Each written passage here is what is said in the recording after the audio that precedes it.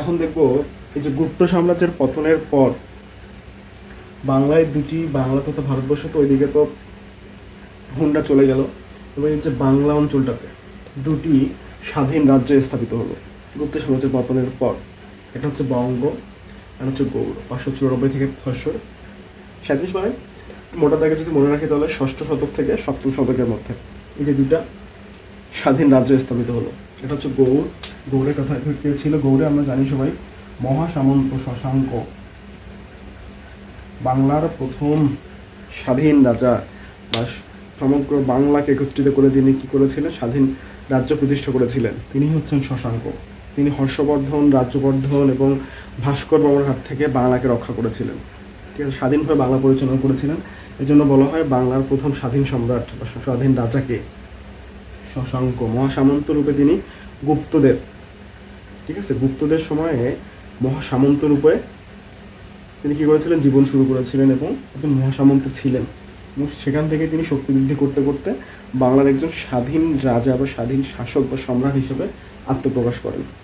ঠিক আছে, 590 খ্রিস্টাব্দের দিকে। তো এর রাজধানী ছিল কর্ণসুবর্ণ, বর্তমান হচ্ছে মুর্শিদাবাদ। এই যে গৌড় রাজ্যটি কোথায় ছিল? গৌড় রাজ্যটি, শশাঙ্কের গৌড় রাজ্যটি বাংলার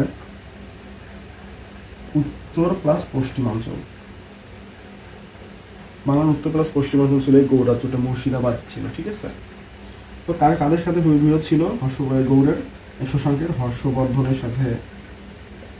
তারপরে আবার কাজ ছিল ভাস্কর বর্মার সাথে, আবার ছিল রাজ্যবর্ধনের সাথে। এই তিনজনের হাত থেকে তিনি বাংলাকে রক্ষা করেছিলেন স্বাধীন শাসক হিসেবে।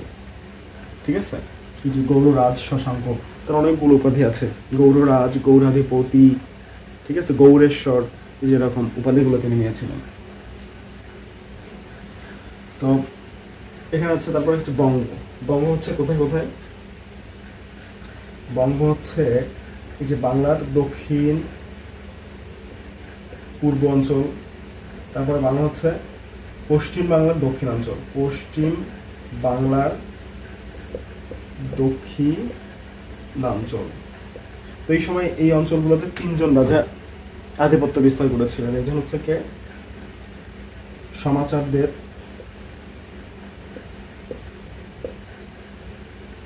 একজন সমাচারদেব, একজন হচ্ছে ধর্মাদিত্য।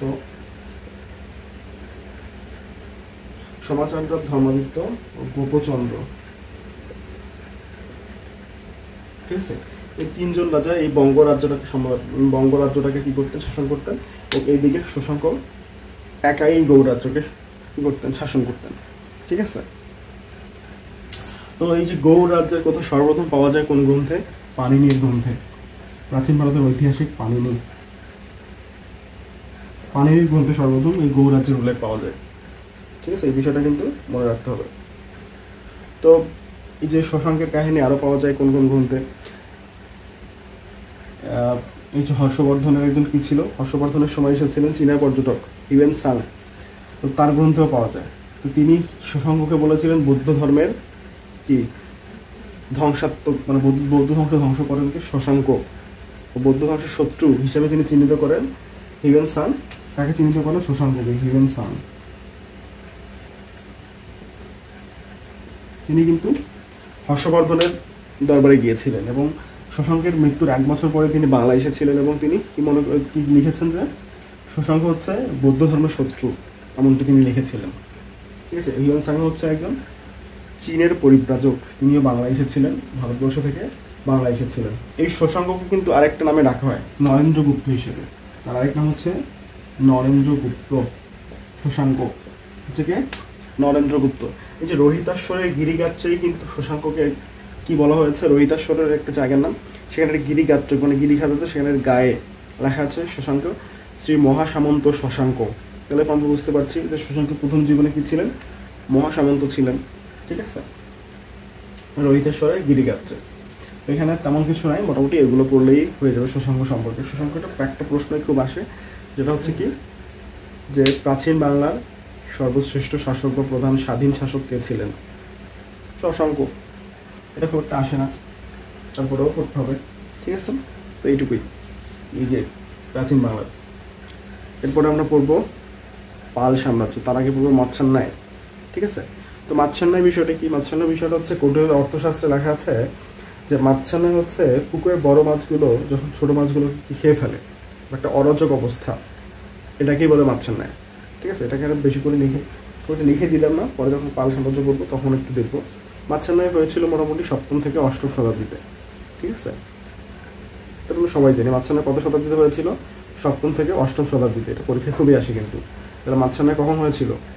7ম থেকে 8ম শতাব্দীতে।